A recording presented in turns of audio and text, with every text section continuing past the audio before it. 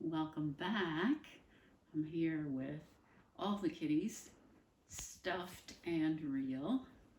And right now we're playing What's Under the Blanket?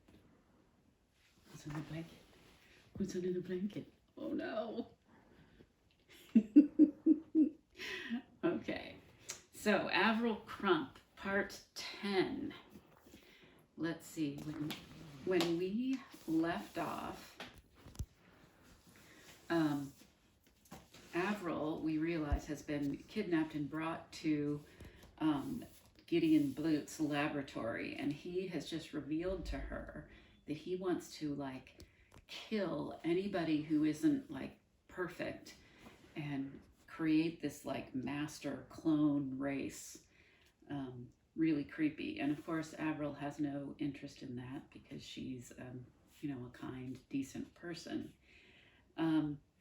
So here we are. I'll go back just a little bit. Let's see. So Gideon Blute says, "Don't make me laugh. And as for talking dogs, the very idea disgusts me." Ow! Avril opened her mouth. A chunk of sandwich fell out. But, how do you know about that? Now she was booming again, her nerves playing havoc with her already strange voice. "I have, how shall I put it, an associate in place at Leviticus Laboratories. I think you may know her. Dr. Seducta?"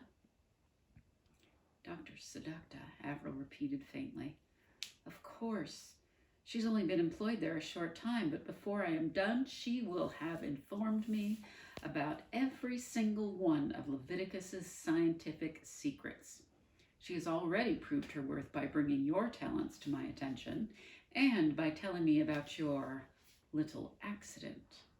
I must confess that it never occurred to me that anyone would attempt to use my old equipment, especially not a clumsy prototype like the Mark I.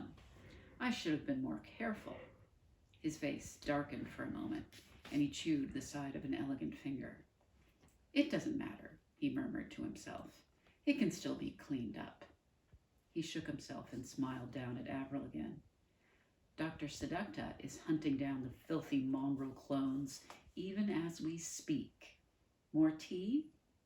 He did not wait for a reply before pouring her a cup. Avril was feeling very sick. "She isn't going to kill them, is she?" "Oh, no. Gideon looked horrified at this suggestion. "Thank God." Avril almost collapsed with relief. "No," Gideon continued. "Dr. Seducta preferred methods of killing are far too specialized to waste on non-viables. Expensive, too. Once she has tracked them down, her job is over. I have plenty of other staff to take care of disposal. Now," he leaned forward as Avril shrank back, whimpering, "could you tell me if Dr. Seducta has at least one fact correct? Is there a little girl among your 3 NVs? Almost normal looking?" "Oh no," Avril whispered. "Please don't hurt Edna." "Edna," Gideon made a note. "Excellent. Thank you, Avril. I'm sure you are as excited about the prospect of experimenting on her as I am. I am hopeful that her brain will provide some extremely valuable insights. I'm looking forward to having the chance to dissect it and examine it firsthand in the medical center." "The other 2 NVs," he said, waving a dismissive hand, "will just go directly to room 237, out in the woods." "What's in room 237? "Ah," Gideon smiled. "That is something I could only tell you if you were to agree to come and work for me, dear Avril." "Work for you?" Avril gazed at him in horror. "What on earth do you mean?" "Thanks to your accident up in Lab 1, you know a great deal more about the progress of human cloning than is desirable. But you are, apparently, a brilliant scientist, Avril. Misguided, perhaps. Dr. Seducta has informed me about your MOP research, but we don't need to mention that again. I want people like you on my team. Your new knowledge is not necessarily a problem if you use it in the right way. Does it not excite you? He was watching her closely. My technology puts us decades ahead of all those other bores who tinker with cloning, Avril. We are close to creating the perfect being. We are only a hairbreadth away. You could be a part of the mission.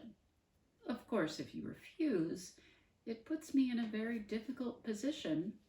His hand slid back onto her knee. Join us, he hissed. You must see, Avril, that you are either with me or against me. Avril found some strength in her trembling legs. She leapt up, showering tea all over the cream suede. I don't want to create a new race. It's evil. Gideon's eyes widened. Evil, he repeated softly. I'll never work for you. It's horrible. You're a lunatic. Gideon put his head on one side and regarded Avril thoughtfully. Oh dear, he said. Oh dear. This is most unfortunate, Dr. Crump. I really had hoped that you could be a valuable part of my team. Clearly, he took a long pause. For the first time in my life, another pause, I was wrong. Look, just let me go. Avril was very frightened now. I won't tell the police. Just let me go and we can all stay out of each other's way. A smile spread once more across his handsome face. This time it contorted his features. You fool, he said quietly. Let you go? After what you've been told? Oh, I think that's very unlikely, don't you? Suddenly Gideon sprang to his feet, towering over Avril. His whole face had been transformed now. His lips were drawn back, baring his teeth, and his green eyes were dangerously cold. Sit down. Avril sat down. Let me tell you, it is not I who is mad, Dr. Crump. It is this foul and filthy world which refuses to see the way of the future. I hoped that you might see it. Sadly, it seems that your usefulness to me is very limited. He leaned toward her. Did you enjoy your tea, Dr. Crump? Horror was making Avril's eyes bulge. Did you put poison in it? She gasped. Now really, Dr. Crump, Gideon chided. Do you honestly think I would be so crude? And why would I put anything in your cup when I can simply take something off of it? In a flash, he pulled a thin pair of tongs in a clear plastic bag from his pocket. Handling the tongs delicately, he picked up Avril's empty teacup and popped it into the bag. A saliva sample, he smiled, though his eyes did not. All the better to clone you with, dear. Avril felt her insides clench. You're making a clone of me, she said, to lure the clones to you. Tears began to run down her round cheeks. Don't do this to us. But Gideon, engrossed in the teacup, was not listening. I'll add a dash of psychopath DNA, he mused, so that the clone has the requisite depravity. The clones will never believe it's really me. They know me. I'm their friend. Gideon blinked at her. If you will excuse me, he said softly, I have work to do. He reached into the pocket of his pristine white coat and brought out a small walkie-talkie. Blute to security, Blute to security. Bring the other one to the library. He replaced the device and smiled at Avril again. I think you'll like this, Dr. Crump. I have a charming cellmate for you. As soon as Dr. Sedapta and your clone return with the NVs, you can all pay a little visit to room 237. Avril could hear the various bolts unlocking, followed by a familiar blustering voice as the door opened. How dare you treat me like this? This is kidnapping. Don't you know who I am? I'm the deputy manager of oil and fuel and director of experimental affairs. I'm a future president of Leviticus. Dr. Weatherby and his briefcase were carried in by a thuggish-looking brute with cauliflower ears and dumped unceremoniously on the sofa. Dr. Weatherby, Gideon did not smile. How inconsequential it is to see you again. From what Dr. Sedapta has told me, you sound as utterly tedious as ever. Dr. Weatherby glared at him. Who are you? He demanded. You do not recognize me?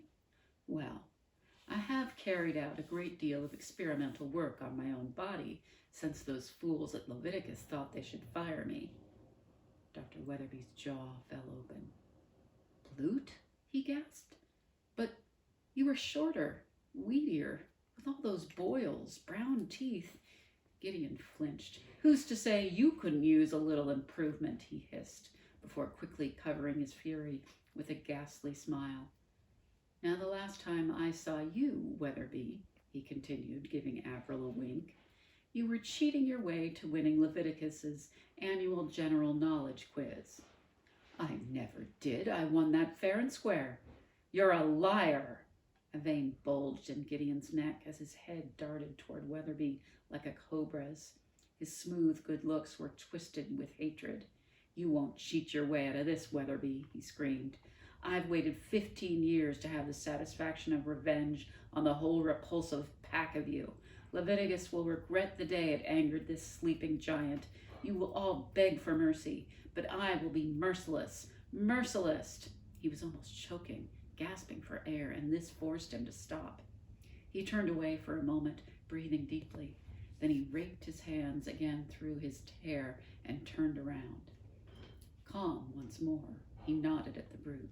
Lock them in. These two aren't going anywhere. He turned on his heel and walked briskly to the door. And do not doubt me, Dr. Crump. I will get them. The door shut behind him. Chapter 10 is called School's Inn. Eddie sat at her desk at the front of the classroom and stared at the floor, trying to keep her head down in more ways than one. From the moment she had arrived at the school gates, she had stuck out, thanks to the slime green uniform she had been given to wear. It was what they called a dress-down day at St. Swithin's, and nobody else was wearing the uniform. Frightened as she had been by the arrival of the police, Eddie had gotten pretty excited about this visit to school. As long as Bonaparte and Augustus were safely hidden away, she felt sure she could survive out in the real world for a short time. The kind social services lady had treated her just like an ordinary little girl, slipping her a handful of candy and winking at her sympathetically behind the policewoman's back. As Watts had driven her toward St. Swithin's, passing gangs of children with soccer balls and backpacks, she had entertained a fleeting hope that she might even make some friends. But things were not working out very well. Now, as she absorbed herself in the brown patch in front of her feet, she could see 25 pairs of eyes boring into the back of her head. Who's the freak in green? One girl sniggered. Somebody flicked a rubber band at the back of Eddie's neck, and when she did not respond, followed it up with a sharp pellet of paper. Eddie rubbed her stinging skin and lowered her head further, too bewildered to confront the culprit. Maybe this was what they did in school. She only hoped it did not go on all day. What's your name, freak in green? Oh, my name's Eddie. Eddie turned around, a sudden smile brightening her face, ready to strike up a conversation. Catch, someone called out just before she received a shocking thud to the head. A large black and white ball bounced away to the front of the classroom. Frightened though she was, Eddie was outraged. That hurt!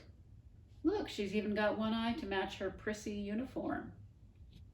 Eddie gulped and faced front again. So much for her hopes of fitting in. The class fell silent for a moment as the door opened, but it was not the teacher, and the noise started up again as a thin, mousy-haired boy crept into the room and slipped into the desk next to Eddie's. He was also wearing the uniform. In fact, he was doing even worse than Eddie thanks to some super thick glasses and a particularly awful pair of green knee-length shorts. New friend for you, Wilfred, called one of the boys. Another creep in a uniform. Wilfred did not look up. He too stared at the floor, pushing his glasses up toward the bridge of his nose in a repeated gesture. Eddie ignored the noise behind her and leaned toward Wilfred. Hello, she said. I'm Eddie. Nice to meet you. Wilfred did not reply, slumping down lower in his seat. Hey, Freaky Freddy's in love, squawked a red-haired boy from the far corner. He was a chubby kid with a mean fish-like mouth, but he seemed to have the gift of popularity. Freddie and Eddie, Freddie and Eddie, he sang. The classroom erupted with laughter. Undaunted, Eddie tried again. She longed for someone to talk to, and this boy's gray eyes were kind. However, blankly he stared in front of him. Your name is Wilfred? That's a nice name. What don't talk to me, Wilfred hissed out of the corner of his mouth. It'll just make everything worse. Mortified, Eddie shrank back in her seat. Would no one accept her? Not even this lonely, bullied boy? Bet you're pleased your new girlfriend's arrived, Freaky Freddie, called the red-haired boy again. Now you're only the second ugliest freak in the school. As the class howled in laughter, Eddie saw Wilfred's mousy head duck down. Putting her fear aside, Eddie turned around to face Red Hair. You're no superstar, fish face. The noisy laughter stopped. What did you call me? Fish face, Eddie said. But if that doesn't work for you, I could call you Weasel Brain or Skunk Breath or, her heart was racing, Baboon Butt. Quivering, Eddie turned her back on Wilfred's tormentor and waited for a torrent of paper wads. She was just about to hide under her desk when the door swung open again and a cloud of floral perfume wafted into the room. Morning, class, the teacher trilled. She flung one of her 12 chiffon scarves over her shoulder and fluttered a hand in Eddie's direction to acknowledge her before sinking into her chair and placing her head in her hands. Quiet now, children. I missed my meditation class this morning. The class ignored her and continued to chatter, eager to swap opinions on the weird girl's outburst. Eddie stared ahead again, so fiercely this time that she hardly noticed Wilfred fidgeting in his seat as he tried to catch her eye. Thank you, he whispered across the aisle. You didn't have to do that for me. That's okay. Eddie did not want to embarrass Wilfred by talking to him. I'm really sorry about what I said just before. My dad doesn't think I should associate with anyone at school. Wilfred pushed his glasses up his nose again and lowered his voice even further. But maybe we could, be friends? Really? Eddie turned to look at Wilfred. Wow, well, I'd really like that. She felt dizzy with delight. But before she could say any more, the teacher finished her meditation with a swig from a flask and a loud hiccup. Now, darlings, I have some very exciting news for you all. Can you guess what it is? You're taking an early retirement, Miss Dougal? Someone sniggered. Don't be silly, Katie. I'm only 29. No, I want to talk about the class musical. There was a collective groan. We have a dilemma on our hands. Our world premiere of my musical version of Dick Whittington and His Cat is on tonight, as you know, and we are still short of an actor to play the cat. Now, one of you is going to have to volunteer. There aren't any lines to learn. Well, her eyes scanned the classroom. Anyone? Anyone? Who's it going to be? Eddie was just scrunching down in her seat to avoid Miss Dougal's stare when she heard a sound from the window. Miss Eddie! It was Bonaparte's voice. There was no mistaking it. Miss Eddie, 'tis us! There was a loud rapping on the window. The entire class turned to stare. Eddie scrunched down further in her seat and wished she could just disappear. Behold, Miss Eddie, we have brought thee a steaming portion of fresh stew. Mr. Dog did think thou might be hungry. Who on earth is that? Miss Dougal floated to the window and banged on it loudly. Go away. But my good lady, from the corner of her eye, Eddie saw Bonaparte disappear briefly in a sweeping bow. His voice was muffled through the window pane. We simply wish to provide sustenance for our young friend. We did not know it to be a crime. Eddie could hear giggles and whispers, but she no longer had time to be scared of her classmates. She calculated that she had about a half a second before Augustus decided to speak up, and she bolted to the window. Miss Dougal, this is my uncle and his dog. They're perfectly harmless. They just wanted to visit me on my first day, to bring me luck and everything. Not luck, Bonaparte beamed and waved a huge pot. Stew! You know these people? Miss Dougal frowned. Yes, it's my uncle, Bert. Eddie glared at Augustus. And his dog, Bonzo. I mean, Augustus, she cried as Augustus opened his mouth to speak. Uncle's a bit eccentric, but he wouldn't hurt a fly.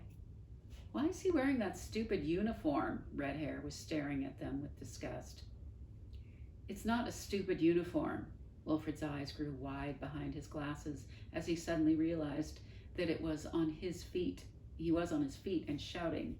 It's really cool, he added, subsiding into his seat with flaming cheeks. Eddie glared at Red Hair. It's an authentic Napoleonic uniform, and it's completely unique. Aye, Bonaparte added, remembering what Augustus had said to Avril about his clones the previous day. Get thee a life, young master. He turned back to Miss Dougal. May we come in? I'm sure there is stew aplenty for all. I don't really think, wearing an expression that Eddie was fairly certain qualified as an evil grin, Augustus's head popped into view. He looked directly at Miss Dougal, put his head to one side, and gave a little whimper. Oh, you're rather sweet, aren't you? Miss Dougal peered through the glass. She clicked her fingers at Eddie before smiling down at Augustus.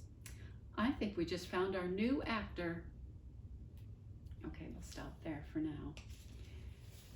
See you next time. Bye.